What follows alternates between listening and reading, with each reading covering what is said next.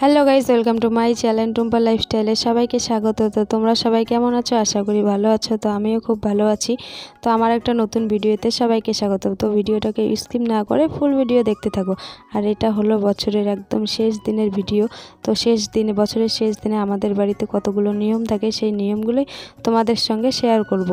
তো দেখো, আমি একদম সকালবেলা পাঁচটায় উঠে গেছি। তো ওঠার পরে একটু ভিডিও করে নিলাম। তো আমার চোখ মুখের অবস্থা দেখে বুঝতেই পারতেছো একদম ঘুম থেকে ওঠার পরের ভিডিও।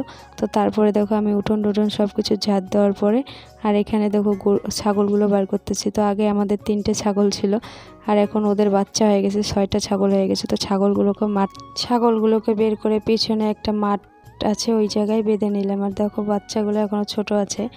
তো তারপরে দেখো আমি তোমাদের সঙ্গে আর একটা জিনিস শেয়ার করতে চাই। দেখো এখানে আমাদের কতগুলো লঙ্কার গাছ লাগানো হয়েছে, আর লঙ্কার গাছগুলো সবগুলোতে দেখো কত সুন্দর লঙ্কা ধরেছে। এইখানে দেখো কতগুলো লঙ্কার গাছ আছে, 100 কি 150টা হবে এইখানে লাগানো হয়েছে। সবগুলোর মধ্যে লঙ্কা ধরে নেই, অর্ধেকের মধ্যে ধরেছে আর অর্ধেকগুলো এখনও বাকি আছে। আর এইখানে দেখো এই গাছটার মধ্যেও কি সুন্দর ফুল ফুটে আছে। এটা একদম সকালবেলা আর সন্ধেবেলায় ফুলটা ফোটে।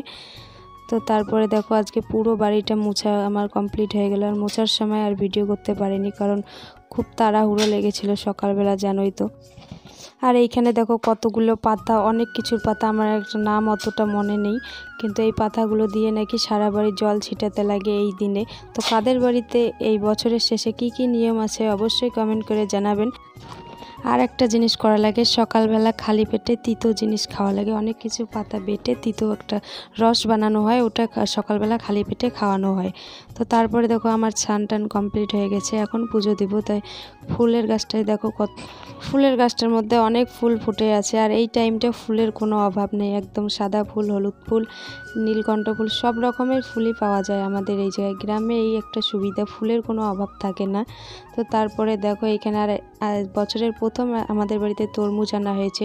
তো ভাবলাম প্রথম যখন আনা হয়েছে ভাবলাম তরমুজটা পুজো দিয়েই প্রসাদ করেই খাওয়া যাক। তারপরে এখানে দেখো আমি আঙ্গুর ফল আর তরমুজটা দিয়েই পুজো দিয়ে দিলাম। তো আমার পুজোটাও কমপ্লিট হয়ে গেল, আর পুরো সম্পূর্ণটা ভিডিও করতে পারিনি।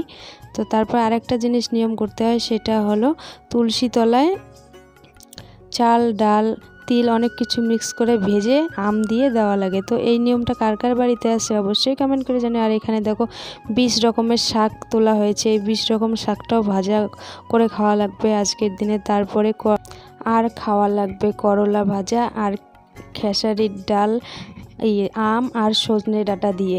তো এখানে দেখো আমার রান্নাও কমপ্লিট হয়ে গেলে, এখানে দেখো করলা আর আলু ভাজা, আর ছিল ডাল, আম আর হলো সজনে ডাঁটা দিয়ে, আর ছিল শাকটা ভাজা, একদম নিরামিষ রেসিপি ছিল। তো কাদের বাড়িতে এইরকম করে অবশ্যই কিন্তু মনে করে কমেন্ট করে জানেন। তো আজকের ভিডিওটা এই পর্যন্ত, ভালো লাগলে লাইক, কমেন্ট, শেয়ার অবশ্যই চ্যানেলটা